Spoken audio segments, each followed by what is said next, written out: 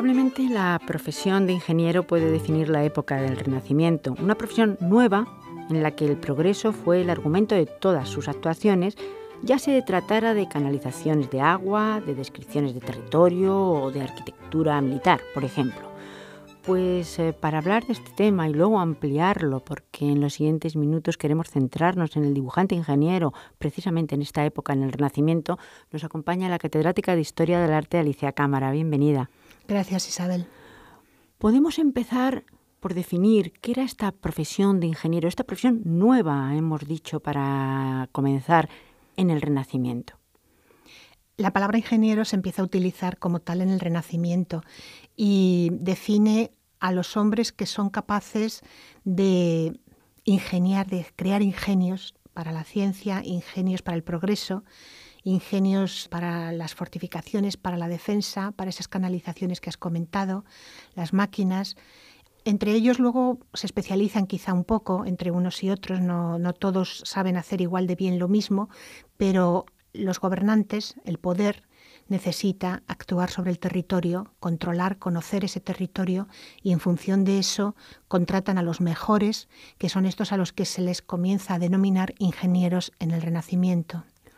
Un Leonardo da Vinci, por ejemplo, era ingeniero, que se le conozca quizá más como pintor, pero era un gran ingeniero, o Miguel Ángel, por citar algún ejemplo de genios del Renacimiento. Sí, claro.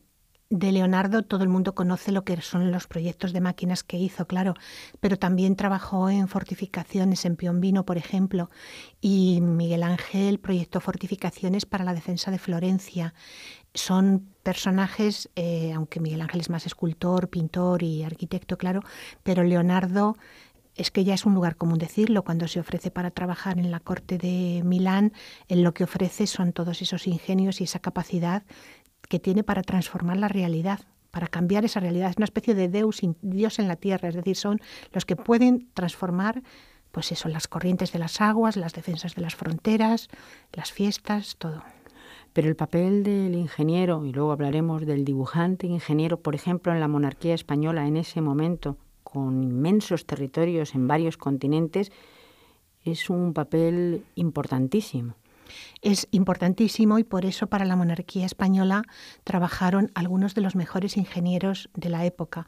Muchos de ellos son de origen italiano, porque todo lo que fue el desarrollo de la ciencia, de la fortificación, por ejemplo, en esos pequeños estados de Italia, pues fue generando también la formación de unos profesionales muy capacitados y la monarquía española tiene reinos en Italia, como todos sabemos, ¿no? Claro, en Milán, Nápoles, Sicilia, y muchos de estos ingenieros, por eso los apellidos en muchos casos son apellidos italianos, trabajan para la monarquía de España en todos sus reinos, en América, en el norte de África, en los Países Bajos, en Italia, y en ese momento, en este renacimiento con el emperador y con luego Felipe II, es la monarquía más poderosa en este momento del mundo, entonces tiene también a los mejores. Hemos querido empezar pues con esta visión general de lo que era un ingeniero en el Renacimiento y también lo que era la monarquía española, esa monarquía inmensa. Y ahora me gustaría centrarnos, para comenzar este camino, en este proyecto de I+D, el dibujante ingeniero en el Renacimiento. ¿En qué consiste este proyecto de investigación? Bueno, en realidad el proyecto es el dibujante ingeniero al servicio de la monarquía hispánica de los siglos XVI al XVIII. Lo que pasa es que en este programa yo voy a hablar de la parte que yo investigo, que es la parte del Renacimiento. Pero hay otros investigadores en el proyecto, tanto españoles como franceses, un belga, que trabajan el XVII y el XVIII. Yo creo que, citaremos ahora a los participantes en el proyecto, pero también, quizá más adelante, seguro, dedicaremos un programa pues a hablar también de dibujantes ingenieros, por ejemplo, en el siglo XVIII, en el siglo de la Ilustración. Pues sí, porque aunque estamos utilizando lo de dibujante ingeniero es el título que le puse yo como investigadora principal de este proyecto a este proyecto de investigación, porque los quería centrar en torno al dibujo, que el dibujo define la profesión en gran medida, desde el siglo XVI, hasta ahora mismo, claro, pero define la profesión de ingeniero, esa capacidad para el dibujo y para representar lo que existe y el proyecto. Y sí que es interesante en algún momento hablar del 18 porque ahí hay un cambio importante con respecto a lo anterior en todo lo que es el tema de los sistemas de representación, el dibujo, los instrumentos científicos, cómo se organiza toda la enseñanza en las academias de ingenieros. Entonces sí puede ser interesante que lo veamos con alguno de los especialistas del proyecto. Podemos hablar de estos especialistas antes de entrar en materia. Yo quería un proyecto que no se limitara solamente a ver la monarquía hispánica, sino que viera otros lugares también, para comparar, para ver un poco las diferencias, las similitudes y los procesos de globalización, hasta qué punto se llega a ellos o no en Europa en ese momento, en Europa y su proyección a las colonias americanas, colonias, estoy refiriendo a las colonias francesas, por ejemplo.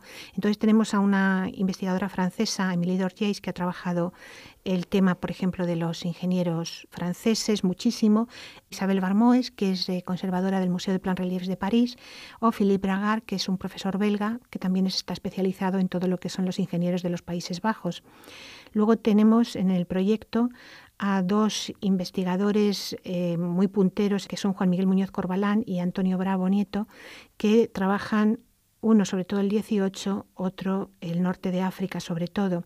Y luego, como aquí en el tema de ingeniería y arquitectura es tan rico en posibilidades de análisis por comparaciones, también hay dos arquitectos en el proyecto que son Alfonso Muñoz Cosme y Fernando Cobos. Cada uno desde distintos puntos de vista analizan lo que es ese trabajo de la arquitectura militar, la representación, los dibujos, o en el caso de Fernando Cobos, cómo se utiliza todo eso también para los planes de restauración en la actualidad, cómo se pueden utilizar todos estos dibujos históricos. Tenemos también profesores de la UNED como Consuelo Gómez o Jesús López o Margarita Vázquez, que trabajan cada uno distintas áreas. Consuelo y Jesús han trabajado sobre Cuba y Consuelo ahora se está dedicando a lo que es Génova, el estado de Génova en relación de la fortificación con la política, con las relaciones políticas. Y Margarita Vázquez está trabajando sobre el tema de lo que es la representación de la ingeniería y de la guerra en el palacio, en los palacios de los nobles y de la monarquía en esta época. Y me falta por comentar una cosa de este proyecto, pero que no lo vamos a tratar aquí porque además es un tema un poco más duro, digamos, de tratar, al menos yo no estoy capacitada para hacerlo correctamente, que es el tema de las humanidades digitales, porque tenemos a una ingeniera informática de aquí de la UNED, Ana García Serrano, que han realizado un portal semántico basándose en los dibujos del Archivo General de Simancas, una especie de mini Google, digamos, para hacer búsquedas, para ayudar a la investigación. Entonces es un proyecto en ese sentido que pretende también innovar en el campo de cómo todo este tema de la informática y de los portales semánticos pueden ayudar en la investigación. Es desde luego todo un mundo fascinante y que la investigación está ahí, aunque se lleva años, yo creo que todavía, por lo que vemos por el proyecto, hay mucho, pero que mucho que investigar. Uy, muchísimo. Si este programa sirve para que alguien de los que están trabajando, porque además el tema de la ingeniería afecta a temas de geografía, de historia de la ciencia, de historia política, de historia de la imagen, de historia, es decir, desde muchísimos puntos de vista se pueden abordar todos estos temas. Vamos, si sirve para eso será estupendo. Pues a mí me gustaría comenzar por el propio título. El dibujante ingeniero. Luego nos centramos en la monarquía española durante los siglos del XVI al XVIII, pero el dibujante ingeniero significa que hay una diferencia entre dibujante ingeniero e ingeniero. Parece un trabalenguas, pero en realidad, en cuanto al trabajo, hay diferencias si llamamos a alguien dibujante ingeniero en este momento, en esta época, o ingeniero simplemente. Bueno, si lo hacemos en la época no le podemos llamar a nadie dibujante ingeniero. Sencillamente esto fue una manera de acotar el tema. Dibujante ingeniero es porque en el Renacimiento sí que se produce un fenómeno, en algunos casos, no en todos, pero hay casos en los que realmente es el dibujo, es la capacidad para el dibujo, para representar lo que existe, para describirlo, muchas veces con un ojo de pintor, además de lo que es el ojo técnico que sabe hacer plantas, alzados, secciones, también hay vistas, perspectivas, y esa capacidad para el dibujo es lo que les hace especialmente valiosos para conocer los territorios, para intervenir sobre los territorios, porque como se ha dicho siempre, el que sabe dibujar, bueno, eso lo dijo alguien en la Ilustración, el que sabe dibujar sabe ver. Controlar la imagen es controlarlo todo. Lo que no existe en imagen no existe. Entonces es fundamental ese dominio del dibujo. Luego se va haciendo un dibujo más técnico, es distinto, y cualquiera casi sabe proyectar, ya en el 18, cualquiera que haya estudiado, claro. Pero en este momento anterior, por eso fue hacer ese juego de palabras que no existe en la época, Isabel? No existe, hay que tenerlo muy claro. A nadie se le llama, usted es un dibujante ingeniero, no, usted es un ingeniero del rey. O sea, siempre son ingenieros.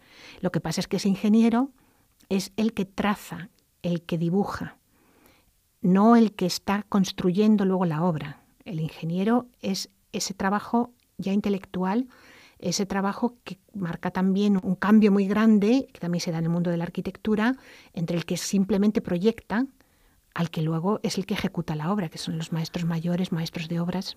Pues aquí ya me surgen dos preguntas. Primero, precisamente el que dibuja, el que proyecta, y ahí está ya esa palabra que yo creo que ha venido hasta nuestros días, el proyectista, claro, tiene ya una diferencia con el que lo ejecuta. Y por otro lado también se ha dicho ingeniero del rey. ¿Todos los ingenieros eran ingenieros del rey? No, ingeniero es solo el que tiene el título de ingeniero. El rey concede el título de ingeniero, el rey da el título de ingeniero. Puede ser ingeniero en unas obras en concreto, como le pasó a Cristóbal de Rojas en Cádiz, o a Setala o Setara en castellano, que era un italiano que estuvo en Perpiñán, o pueden ser ingenieros que trabajan en muchas obras distintas a lo largo de los reinos, desde Bautista Antonelli, que se va a América, al Caribe, etcétera. Son ingenieros del rey. Luego lo que sí que hay, desde luego, son expertos en construcciones de alguna presa, es decir, maestros. Incluso en algún momento aparece el término maestro ingeniero. Es como maestro de obras, pero ganan menos. Es decir, eso ya nos está indicando que es una categoría inferior. El ingeniero es el que traza. Y esa traza no se limita al papel, que también esto es interesante. Eso lo tienen que hacer cuando se trata de fortificaciones, lo tienen que hacer también sobre el terreno. El ingeniero, después de trazar y de ser aprobadas todas esos dibujos, trazas, modelos, maquetas que hacen por el Consejo de Guerra del Rey, ya entonces se emprende la obra y el ingeniero tiene que plantar las estacas en el suelo porque son obras, en el caso de las fortificaciones, en las que la geometría tiene que primar en todo el proyecto porque es lo único que puede defenderlo de las armas de artillería. Es decir, una fortificación no puede tener un ángulo ciego, eso un maestro no lo sabe hacer. Es el ingeniero el que deja trazado por dónde tienen que ir los baluartes, qué ángulos tienen que tener exactamente, la distancia entre los baluartes. No basta con tener solamente el dibujo. Y luego se van a otra obra, viajan, tal, luego regresan para ver el momento que hay que hacer los parapetos o que hay que hacer alguna otra intervención importante en la obra que requiere la presencia del ingeniero, regresan, pero no están a pie de obra como los maestros de obra. Entonces esa es una diferencia que se da en el mundo de la ingeniería, que pasa también al mundo de la arquitectura, pero que en la ingeniería se ve de una manera clarísima. ¿Y qué tipo de dibujos hacían? Porque estábamos diciendo que los ingenieros tienen un nombramiento real, primero, por lo tanto trabajan para la corona, además de una manera prácticamente directa. ¿Esto quiere decir que hacen un tipo de dibujos determinados y además que no los ve todo el mundo? ¿Hay algo de secreto también en estos dibujos? Sí, hay algo de secreto. De hecho, este verano pasado hicimos un curso sobre la imagen secreta de la monarquía hispánica, que eran sobre estos dibujos de los ingenieros. Porque, claro, son armas. Es decir, una fortificación, si la conoce el enemigo perfectamente, puede ver si tiene debilidades o no, cómo están avanzando el sistema defensivo. Lo mismo que si estamos hablando de un ingenio. Es decir, son cuestiones que son la base del poder de una nación, del poder de un Estado. Entonces se cuidan mucho, se hacen copias manuscritas, pero no pasan a la imprenta. A veces son tan bellos que se convierten en objetos de colección para las colecciones reales, algún atlas, alguna maqueta, algún modelo, pero no pasan a la imprenta, no se pueden difundir a los enemigos. Aunque luego sí hay un intercambio entre las distintas cortes de trazas, etcétera, en algún momento, es decir, nada es blanco ni negro nunca, pero en principio no los puede ver más que lo del Consejo de Guerra y Consejo de Estado, del Rey y luego los que lo tienen que realizar, claro. Estos dibujantes ingenieros dibujaban muchas cosas. Hemos hablado de fortificaciones, también de obra civil, supongo, también de ingenios, desde luego, la industria de la guerra, entre comillas, que llega hasta nuestros días, verdaderamente, aunque nos parezca algo horrible, también causa avances. Muchos avances. Tenemos trajes de buzos, tenemos maneras de asaltar un barco de una determinada forma o de conseguir la victoria. Claro que sí, los avances son muchísimos y bueno, en estos dibujos podemos ir viendo toda esta historia. ¿Y viajaban mucho? Continuamente. Es asombroso.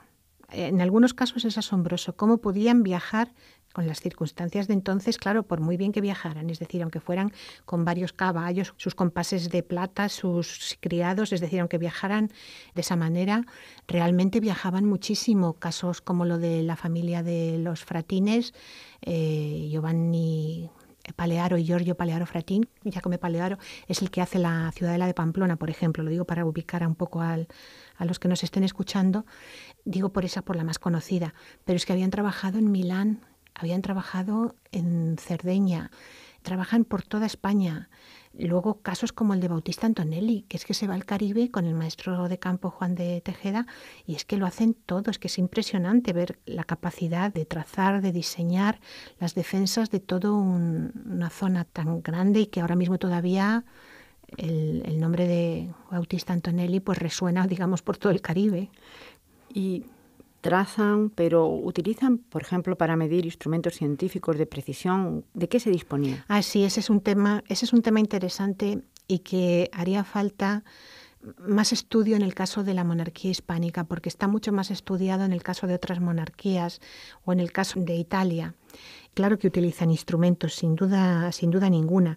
Utilizan los cuadrantes geométricos, instrumentos de triangulación, utilizan la ballestilla o báculo de Jacob, porque en todo esto que comentabas de los dibujos, que decías de qué tipo de dibujos, también hay unos dibujos fantásticos, es decir, esto afecta también a la geografía y a la coreografía, que es la descripción de los lugares, no coreo, sino coreografía, que es la descripción de los lugares. Y tenemos unas vistas de los territorios y de las ciudades de ese momento guardadas en los archivos, hechas por los ingenieros, que son impresionantes. Mapas, descripción de costas, descripción de ciudades, que son unos dibujos preciosos. Entonces, claro, para eso hacen falta instrumentos de medición y sí que los utilizan. Se van perfeccionando con el tiempo, evidentemente, pero en el 18 mucho más.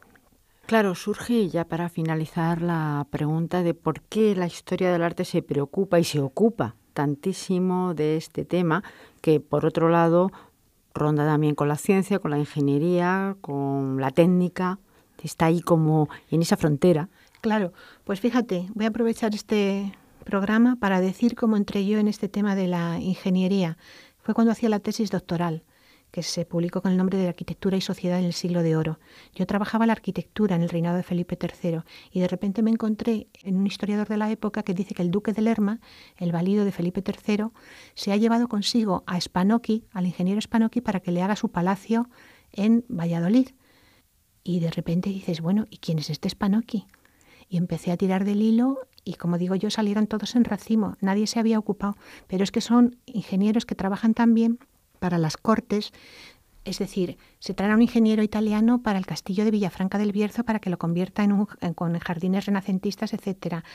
Trabajan muchísimo en palacios y en castillos, pero trabajan también en obra pública, es decir, tienen una actividad muy diversa y muy amplia y están vinculados a ese mundo de la corte, a ese mundo de los ministros, guerreros, digamos, de los gobernantes, al servicio también del monarca, y entonces, claro, su actividad es muy versátil.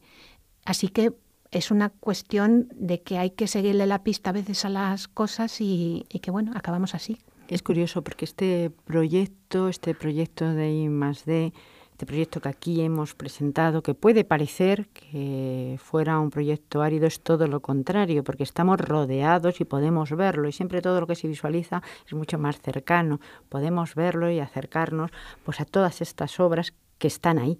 Sí, yo creo que se disfruta muchísimo cuando cualquier persona se acerca a estos dibujos de los ingenieros, se queda verdaderamente asombrado porque estarán en archivos y no se habrán publicado, pero es que ahí podemos ver, pues eso, cómo era Cádiz en el siglo XVI, cómo era la ciudadela de Pamplona, cómo era la costa de África, cómo era Melilla. Tenemos toda una información riquísima a través de todos estos dibujos, así que desde la historia del arte no era difícil llegar a eso, lo que pasa es que siempre requiere un estudio interdisciplinar. Pues seguro que continuaremos hablando del tema. Muchísimas gracias. Gracias, Isabel.